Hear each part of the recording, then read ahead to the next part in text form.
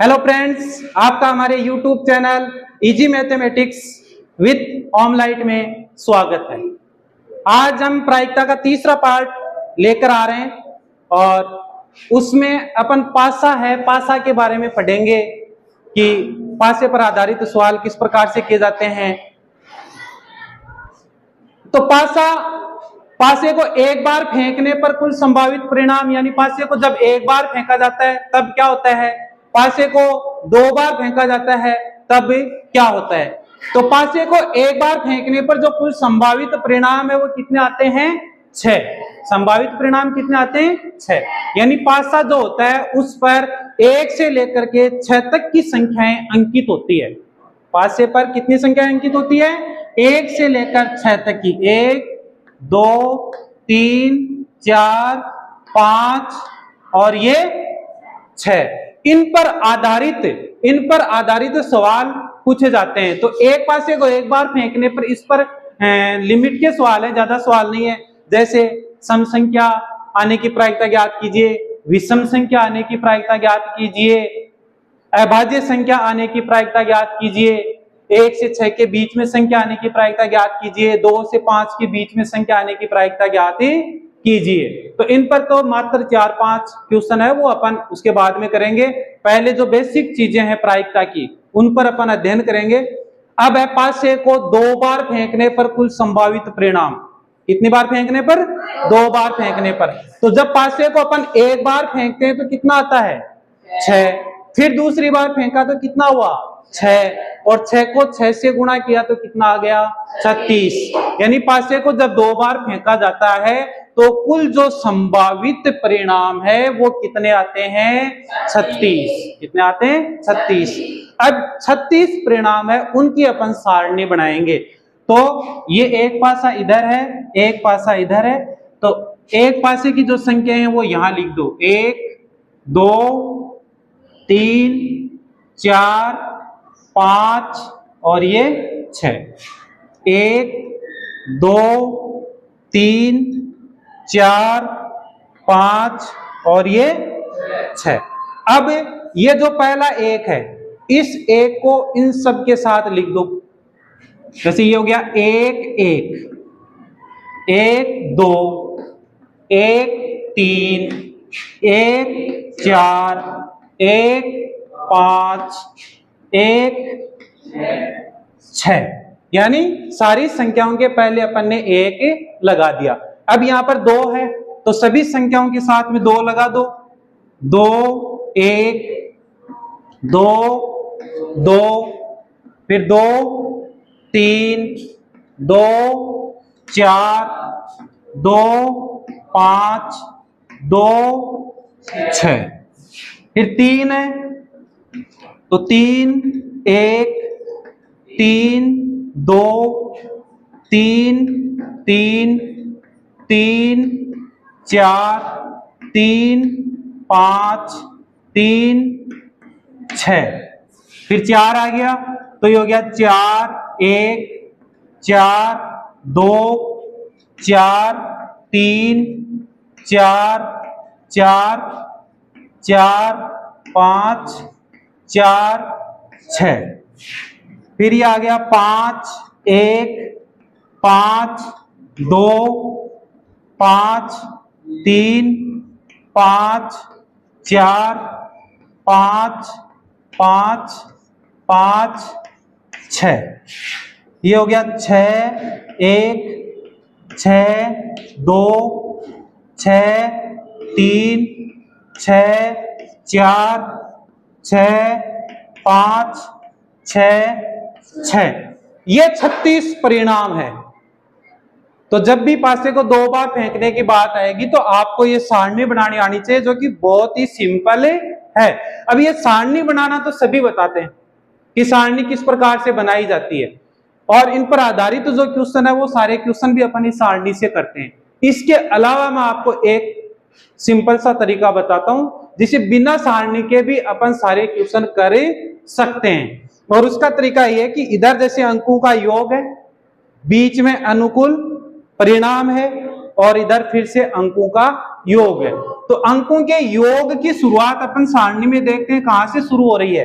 पहला अंक 1, दूसरा अंक भी 1, तो 1 और 1 कितना हो गया 2, यानी जो सबसे पहला अंकों का योग है वो कितना आ रहा है 2, और अंतिम जो अंकों का योग है वो कितना आ रहा है 12। 6 और 6 कितना हो गया 12। तो देखो अंकों का योग की शुरुआत करेंगे अपन 2 से। 2, 3, 4, 5, 6, 7, ठीक है। और इधर वापिस यहां से उल्टा शुरू करेंगे, बीच में पहले लिख देते हैं, पहले गिनती 1, 2, 3, 4, 5, 6, इधर उल्टी 7, फिर ये 8, फिर ये 9, फिर ये 10, फिर ये 11 और फिर ये 12। ये एक छोटा सा अपन ने एक्स्ट्रा इसका बना रखा है जो आपको कोई भी नहीं बताएगा। ये तो सभी बता देंगे लेकिन इसके बारे में कोई नहीं बताएगा, और इससे सारे क्वेश्चन अपन लगभग यानी 80% जो क्वेश्चन है वो अपन यहां से कर देंगे। तो बीच में तो आता है अनुकूल परिणाम, 1 से लेकर के 6 तक की गिनती, 1 से लेकर के 6 तक की गिनती। दोनों साइड में मैंने लिखा है अंकों का योग। तो अंकों के योग की शुरुआत कहां से करते हैं 2 से। 2, 3, 4, 5, 6, 7, फिर इधर 7, 8, 9, 10, 11, 12। अब देखो मैं एक पर्सन मान लो पूछता हूं आपको कि अंकों का योग 10 आने के अनुकूल परिणाम कितने हैं। अंकों का योग 10 आने के अनुकूल परिणाम, तो इसकी सहायता से अपन सीधा बता सकते हैं। जैसे ये 10 है और 10 के सामने कितना है, नहीं 12 के सामने 1 है, 11 के सामने 2 है और 10 के सामने कितना है 3। तो अंकों का योग 10 आने के अनुकूल परिणाम कितने हैं 3। यहां से सीधा पता चल गया। इसमें हमें ढूंढना पड़ेगा इसमें हमें कि अंकों का योग 10 कहां पर आ रहा है। जैसे मान लो अंकों का योग 10, देखो 6 और 4 10, 5 और 5 10, 6 और 4 10, यानी हमेशा इस प्रकार से ही आता है। इसमें कोई भी अंकों का योग निकालेंगे तो ऐसे ही आएगा। कितना आ रहा है 3, कितना आ रहा है 3, और वो अपन ने 1 सेकेंड में बता दिया इसकी सहायता से। और कोई सा देखो अंकों का योग 6 आने के अनुकूल परिणाम, अंकों का योग 6 आने के, तो 6 के सामने कितना है 5। अब देखो सारणी में अंकों का योग 6, देखो 5 और 1 6, 4 और 2 6, 3 3 4 2 5 और 1 6, मैंने बताया था ना ऐसे आएगा। तो 1 2 3 4 5, यहां पर कितना बताया था 5। गलत है कि सही है? एकदम सही है। फिर देखो अंकों का योग 12 आने के अनुकूल परिणाम, तो 12 के सामने कितना है 1, 12 के सामने कितना है 1। अब इसमें अंकों का योग 12, 6 और 6 12, इसके अलावा कहीं भी हो तो बता दो।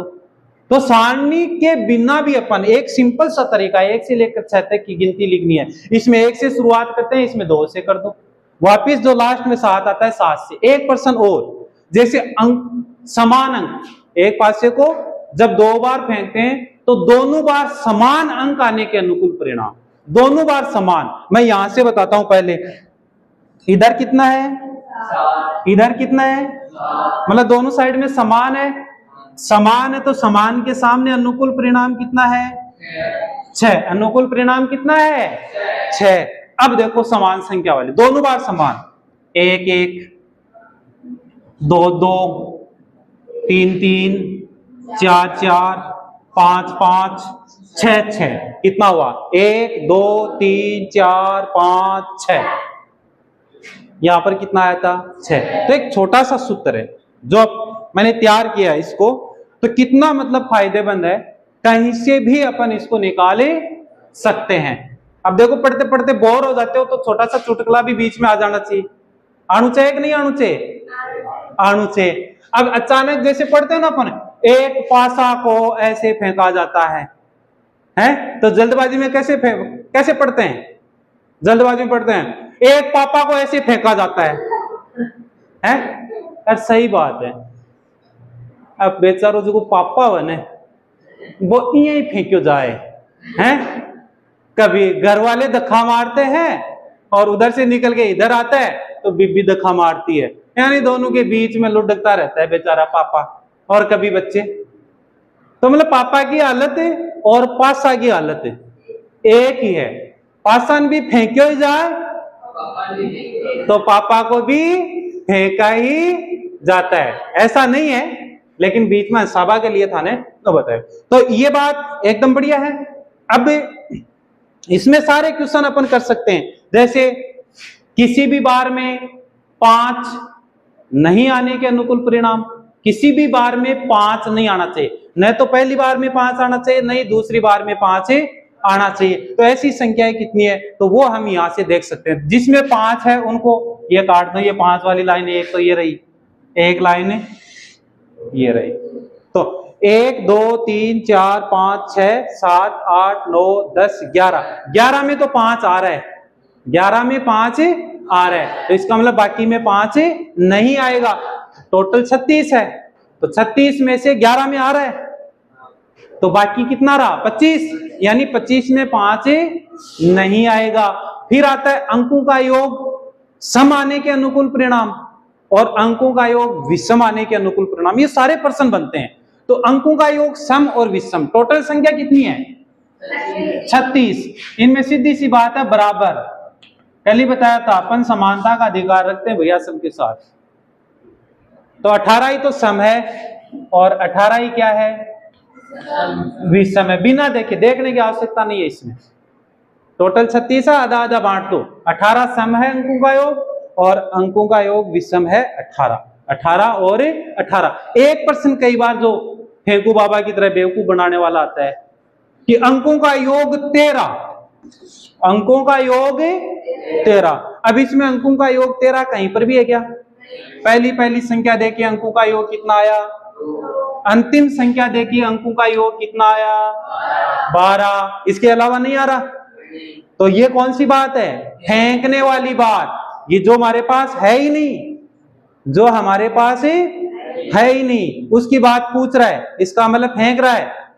तो फेंकने वाले की प्रायिकता कितनी होती है 0, फेंकने वाले की कोई इज्जत नहीं होती है, उसकी कोई बात नहीं मानता है। तो अब आप इसका एक बार स्क्रीनशॉट ले सकते हैं, उसके बाद में हम आपको इस पर 1-2 क्वेश्चन करके बता देते हैं। तो 1 मिनट के लिए आप इसका स्क्रीनशॉट ले लो, फिर 1-2 क्वेश्चन बताएंगे, उसके बाद में क्वेश्चन अपन अगले पार्ट में लेंगे। अब एक बेसिक चीज और रही है ताश के पत्ते वाली, वो अपन कल करेंगे, उसके बाद में सारे क्वेश्चन अपन 2 पार्ट में कर देंगे, तो प्रायिकता का पार्ट आपका पूरा हो जाएगा। तो मेरे ख्याल से आपने स्क्रीनशॉट ले लिया होगा। अब एक पर्सन मैं आपको करके बताता हूं, इसकी सहायता से भी और इसकी सहायता से भी। जैसे क्वेश्चन ये है कि एक पासे को 2 बार फेंकने पर दोनों बार समान अंक आने की प्रायिकता ज्ञात कीजिए, की प्रायिकता ज्ञात कीजिए। ये क्वेश्चन किताब में नहीं है, बुक में नहीं है, ये जितने भी क्वेश्चन आपको बीच बीच में बताएं बुक में नहीं है, लेकिन क्वेश्चन आता है। ये क्वेश्चन कई बार आ चुका कि एक पासे को 2 बार फेंकने पर दोनों बार समान अंक आने की प्रायिकता ज्ञात कीजिए, कई बार आ गया ये प्रश्न। तो इसका आंसर अपन जैसे निकालेंगे या इसका सॉल्यूशन, तो देखो सबसे पहले लिखेंगे कुल संभावित परिणाम। क्या लिखेंगे एकदम शॉर्ट तरीका, कुल संभावित परिणाम, कुल संभावित परिणाम। ये हो गया 2 बार फेंकने पर ये होता है 6 गुणा 6 बराबर 36। पहले आपको बता दिया कि 2 बार फेंका जाता है तो कुल संभावित परिणाम कितना आता है 6।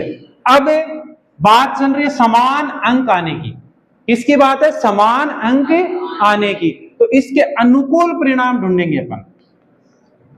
समान अंक आने के अनुकूल परिणाम, अनुकूल परिणाम। तो अनुकूल परिणाम इसकी सहायता से भी देख सकते हैं और इसकी सहायता से भी बता दिया। देखो दोनों साइड में समान एक ही जगह आ रहा है केवल, और उसके अनुकूल परिणाम कितना है 6। तो अपन सीधा इसकी सहायता से 1 सेकंड में बता दिया। यहां पर हमें ढूंढना पड़ता है 1 1 2 2 3 3 4 4 5 5 6 6। सबसे बड़ी बात जो ये आती है बोर्ड की परीक्षा में, आपने ये लिख दिया समान अंक आने के अनुकूल परिणाम 6, लेकिन फिर भी आपका आधा नंबर कट जाता है। आपने एकदम सही लिखा है लेकिन फिर भी आधा नंबर कट जाता है। वो क्यों कटता है? क्योंकि जो बोर्ड परीक्षा होती है उसमें हर स्टेप के नंबर डिवाइड होते हैं बोर्ड द्वारा, कि ये जो चीज लिखी है उसके नंबर तभी देने हैं जब उसने लिख रखा है। तो ये जो अनुकूल परिणाम है वो आपको लिखने हैं, अनुकूल परिणाम आपको लिखने हैं यहां पर, कि जैसे 1 1, फिर 2 2, 3 3 3, 4 4, 5 5, 6 6।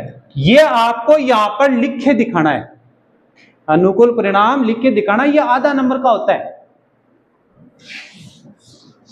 तो अब प्रायिकता का जो सूत्र है वो लिखेंगे अपन, कि प्रायिकता का जो सूत्र होता है वो क्या होता है, PE इज इक्वल टू अनुकूल परिणाम, एकदम शॉर्ट सूत्र लिखा है आपको, अनुकूल परिणाम बटा कुल संभावित परिणाम, कुल संभावित परिणाम। तो अनुकूल परिणाम कितना आ गया 6, बटा कुल संभावित परिणाम कितना आ गया 36।